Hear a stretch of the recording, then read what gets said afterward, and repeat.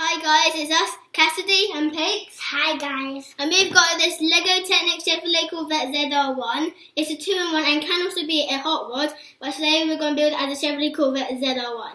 So here it goes.